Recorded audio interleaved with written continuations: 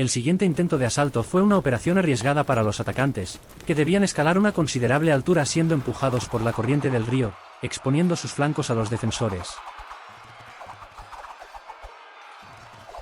Sin embargo, al final del día, los parisinos aún se mantenían firmes y los vikingos fueron repelidos. Al día siguiente, regresaron a las murallas protegidos por sus paneles y bajo el resguardo de sus arqueros y lanzadores de piedras para intentar llenar los fosos con lo que tenían a su disposición: rocas, tierra, madera e incluso cadáveres de ganado y prisioneros.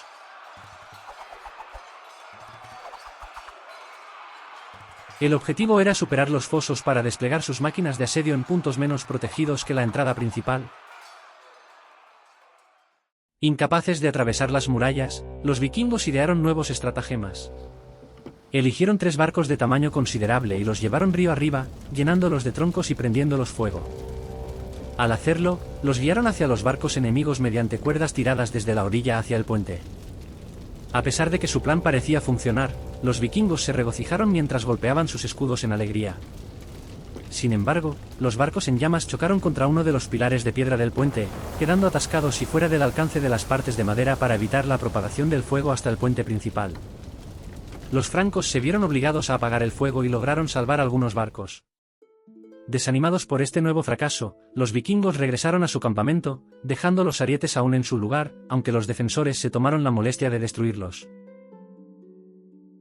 Siegfried decidió emprender una expedición hacia el este con parte de los asediadores para saquear las regiones de Trondheim. Mientras tanto, los vikingos que quedaron en el lugar no se quedaron inactivos y algunas bandas se dirigieron hacia la abadía de Saint-Germain-des-Prés para saquearla. A pesar de que el asedio parecía estancado, durante la noche del 6 de febrero, la crecida del Sena arrastró parte del pequeño puente, aislando así el pequeño châtelet del resto de la ciudad. Por la mañana, los vikingos, ya informados del suceso, aprovecharon la oportunidad. Cruzaron en gran número el río para atacar la torre de madera, que hasta entonces había sido relativamente poco afectada por los asedios. Guardada por solo 12 hombres, aunque muy decididos, los defensores resistieron ferozmente a los asaltantes, a pesar de estar en clara inferioridad numérica.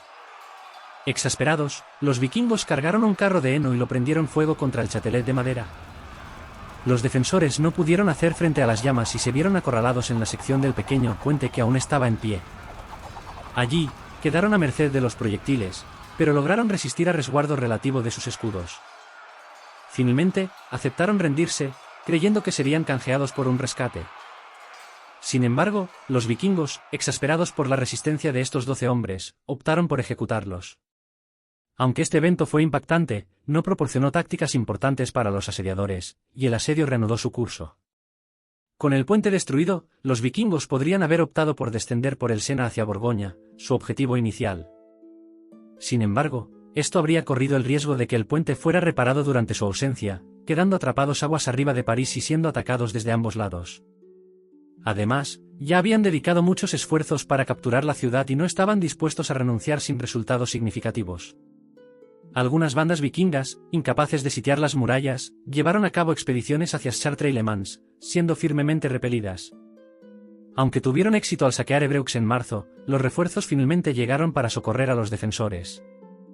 Estos refuerzos fueron liderados no por el emperador Carlos el Gordo, quien no parecía dar prioridad al asedio de la ciudad, sino por el nuevo marqués de Neustrie, Enrique de Babenberg.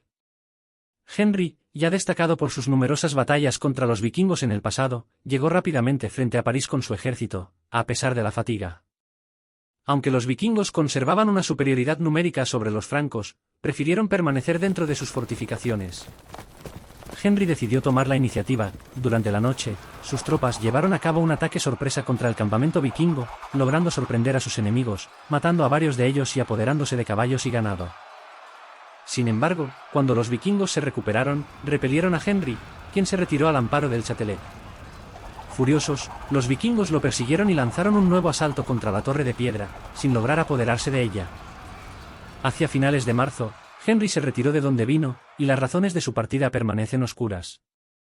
Quizás recibió malas noticias de la situación en sus tierras y trató de evitar quedar atrapado entre los asediadores y los vikingos de Siegfried, quienes regresaban de su expedición en Champagne. En cualquier caso, su llegada tuvo un éxito mixto. Si bien infligió algunas pérdidas al enemigo y permitió el abastecimiento de la ciudad, no logró romper el asedio de París. Después de la partida de Henry, los vikingos decidieron trasladar su campamento a la orilla izquierda del Sena, cerca de la abadía de Saint-Germain-des-Prés. Esta decisión, tal vez tomada para complicar un nuevo ataque de Henry o para alejarse de las enfermedades que comenzaban a diezmar al ganado y a los hombres en su campamento anterior, no significó un alivio completo para los defensores. Los vikingos continuaron patrullando, forrajeando y pastoreando en la orilla derecha. Mientras tanto, los defensores, desesperados por no recibir más ayuda, iniciaron negociaciones con Siegfried, quien regresaba.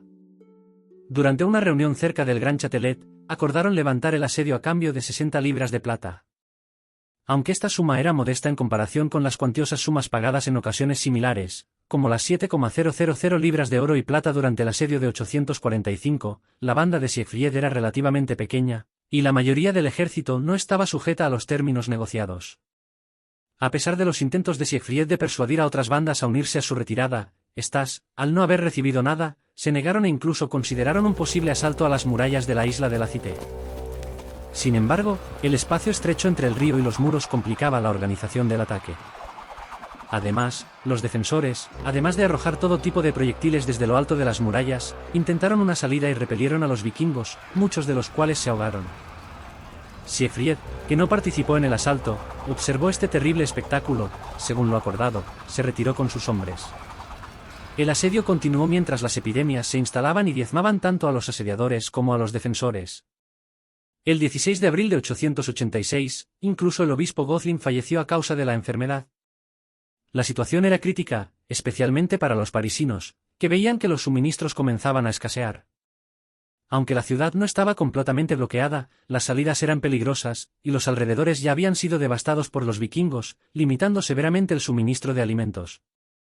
Los parisinos, sin esperanzas de ser socorridos, delegaron la defensa de París y partieron en busca de ayuda.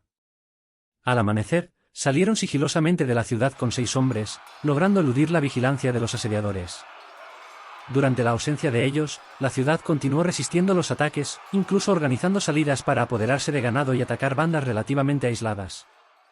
Eventualmente, lograron reunir algunos refuerzos de los alrededores, pero fueron avistados en su camino de regreso. Cuando se acercaban a la ciudad, vieron que los vikingos habían cruzado el Sena y les bloqueaban el paso. Decidieron cargar contra la pequeña fuerza que intentaba abrirse camino hacia el Gran Châtelet. A pesar de que los defensores organizaron una salida para ayudarlos, parece que los combates se inclinaron a su favor. Lograron incluso repeler a los vikingos hacia sus barcos en las orillas del río. Sin embargo, una vez más, este nuevo acto heroico no cambió la situación. La llegada de refuerzos no fue suficiente para inclinar la balanza a favor de los defensores. Entre septiembre y octubre de 886, la ciudad recibió noticias milagrosas. El emperador Carlos el Gordo finalmente había decidido venir en ayuda de la ciudad, y su ejército estaba en camino. En agosto, alcanzaron Krell, y el emperador envió a Henry, el marqués de Neustrie, quien ya se había presentado en ayuda de la ciudad en una misión de reconocimiento. Sin embargo, los vikingos se enteraron de la llegada de sus exploradores y prepararon una emboscada. Cavaron un foso cerca de su antiguo campamento, ocultándolo con ramas. El 28 de agosto de 886, Henry se acercó con una pequeña escolta para identificar la posición del enemigo y encontrar un lugar propicio para establecer un campamento para el ejército que se avecinaba. Fue entonces cuando la trampa se cerró sobre él. Los vikingos salieron disparados y, con proyectiles y gritos, repelieron a Henry y su escolta hacia el foso. No pudieron ver la trampa o reaccionar a tiempo. Henry y su caballo fueron destrozados. El marqués pereció aquí, asesinado antes de poder salir del foso. Los vikingos sabían que les quedaba poco tiempo para apoderarse de la ciudad y mantuvieron la presión, lanzando nuevos asaltos a las murallas de la isla de la Cité e incluso logrando penetrar brevemente en su interior. París estaba a punto de caer, y el avance del ejército imperial era terriblemente lento. Finalmente, entre septiembre y octubre de 886, la ciudad vio llegar a un ejército franco capaz de derrotar a los asediadores que habían acampado alrededor de sus murallas durante casi un año.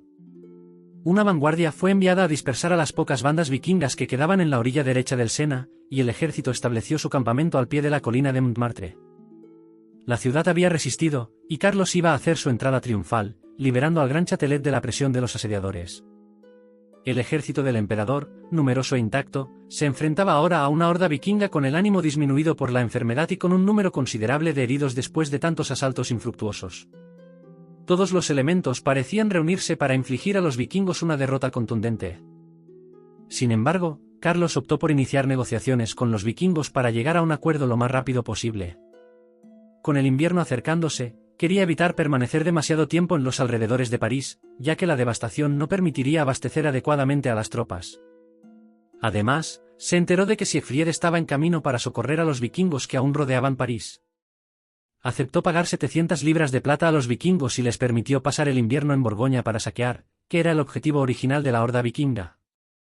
Esta elección puede parecer sorprendente, pero quizás fue una maniobra del emperador para liberar a París de los vikingos y enviarlos a saquear una región que parecía desafiar su autoridad. Como se mencionó anteriormente, las intrigas y luchas por el poder dentro del imperio estaban en pleno apogeo, y esta decisión, junto con su falta de combatividad frente a los vikingos, contribuyó a erosionar aún más su prestigio. Antes de este episodio, ya se observaban problemas psicológicos que afectaban la capacidad del emperador para liderar. En 887, finalmente fue depuesto por los nobles de Francia Oriental, quienes eligieron un nuevo líder. Cuando murió un año después, fueron ellos quienes lo sucedieron como reyes de Francia Occidental, a pesar de no ser carolingios. El asedio de París contribuyó así a poner fin al reinado de la dinastía carolingia, que fue reemplazada posteriormente por los capetos. Además, consolidó la posición de la ciudad como un actor destacado en Francia y Europa Occidental, tanto desde el punto de vista político como estratégico. Aunque los vikingos continuaron sus incursiones en el territorio franco y encontraron algunos éxitos, no lograron poner fin a sus saqueos. Con la fundación de Normandía unas décadas más tarde, establecieron un elemento duradero en el reino y contribuyeron a dar forma a la historia de la región.